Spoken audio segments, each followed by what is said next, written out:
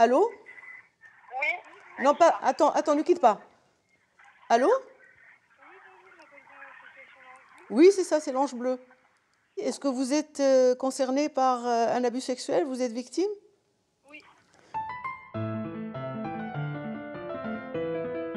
Je me suis contentée de développer au sein de l'Ange Bleu ce que je faisais le mieux, ce que je maîtrisais et ce que j'avais comme compétence, c'est-à-dire l'écoute des victimes et l'écoute des pédophiles.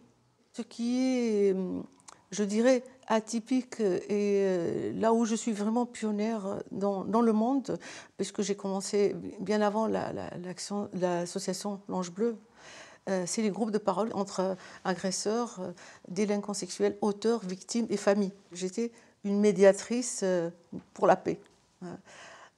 J'ai développé ça au sein de l'Ange Bleu, mais en intégrant les pédophiles abstinents. Là, en revanche, j'ai créé des groupes de parole qui sont complètement différents. C'est-à-dire que ce n'est pas l'auteur et sa victime, c'est le pédophile abstinent, le consommateur d'images et les victimes d'abus sexuels.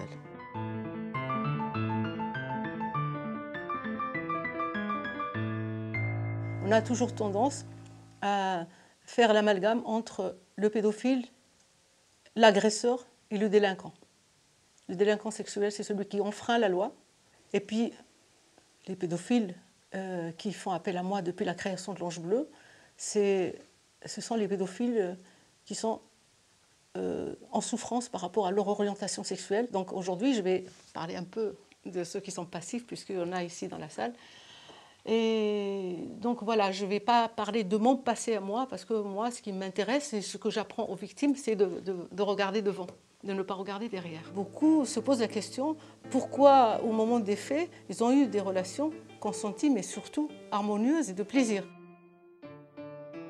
Cet avocat commis d'office m'a conseillé de prendre contact avec l'Ange Bleu. Et moi, j'ai écrit tout de suite. J'ai fait le nécessaire, j'ai écrit tout de suite parce que je voulais comprendre le pourquoi et le passage à l'acte que j'avais commis. Donc je lui ai écrit et elle est venue me voir à Fresnes. Après, il y a eu un suivi pendant toute l'incarcération. Elle a toujours été présente, que ça soit avec moi, que ça soit avec ma victime, parce que j'en ai qu'une victime, hein, j'ai que ma belle-fille. Et avec ma concubine qui m'a beaucoup soutenu, qui a été présent tout le temps. D'emmener la petite au parloir, c'était pas évident, donc elle a toujours été là. Lui, il a été condamné, donc, comme je disais, à 12 ans. Donc, je voudrais lui poser la question après, et vous pouvez lui poser la question, est-ce que l'incarcération a servi à quelque chose? Je dirais, est-ce que la durée a servi à quelque chose? Parce que parfois, c'est vrai que la prison, elle réveille. C'est pas un adolescent qui a porté plainte contre moi. Bien au contraire, il voulait absolument pas porter plainte contre moi. C'est quelqu'un avec qui je me suis occupé pendant quelques années parce que sa mère le délaissait complètement, on ne voyait absolument pas. Et on lui a dit textuellement, il faut quand même, je l'ai lu dans le rapport, il faut absolument porter plainte. Mais pourquoi ce truc? Mais si, parce que c'est une personne très dangereuse. Si tu portes pas plainte, tu deviens un peu complice, etc. Voilà, une personne qui voulait absolument pas porter plainte contre moi. J'ai eu vraiment un procès complètement à charge et en donnant des informations non seulement erronées, des mensonges qui étaient donnés et dans lesquels on ne peut absolument pas se battre. On ne peut rien dire.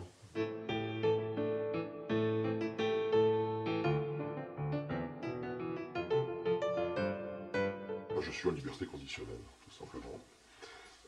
Donc moi, mon problème, qu'est-ce que j'ai à résoudre par rapport à tout ce que j'ai à l'intérieur, c'est que en fait, je ne suis pas un violeur, je suis quelqu'un qui, en fait, arrive à construire avec mon cerveau et mes émotions une situation où je me dis c'est super bon pour l'éducation de ce garçon que d'apprendre des choses sexuelles par rapport avec moi. Vous étiez jeune, parfois même 8 ans, 9 ans, c'est ça qui me choque. 8 ans, 9 ans, des relations avec des adultes où ils sont presque gênés de ne pas souffrir. Voilà. Ils me disent, je suis pas dans le même registre, je ne suis pas dans la même image qui est brossée par les victimes. Est-ce que je suis normale? Je dis oui. Et ce que je vous demande vraiment, enfin je ne suis pas là pour vous donner, mais Enfin, c'est pas une image, quoi. Il n'y a pas qu'une image, quoi. Derrière, il y a... Moi, j'avais 9 ans, quoi. 9 ans, une fellation, une pénétration, et pris en photo, et ça se trouve, la photo, à mes 9 ans, je suis sûr que j'ai pas pleuré, j'ai pas crié, et peut-être, je vais oser le dire, mais peut-être qu'à mes 9 ans, j'ai même peut-être pris un petit plaisir. D'accord? J'ai peut-être pris un plaisir. Parce que j'ai pas crié, j'ai pas... Mais seulement, c'est moi qui étais sur la photo. C'est réel, cette scène, elle est réelle. Donc quand vous regardez les photos, faut pas vous dire c'est qu'une photo. Non, déjà vous regardez un enfant, quoi. Remplacez le mot photo par enfant déjà. Quand vous dites je vais sur mon ordinateur regarder des photos. Non, je vais sur mon ordinateur regarder des enfants. D'accord? Et ces enfants, ils existent. Je n'aime pas trop les rétroviseurs. Voilà, j'aime bien le pare-brise devant pour regarder devant et c'est ce que j'apprends aux anciennes victimes.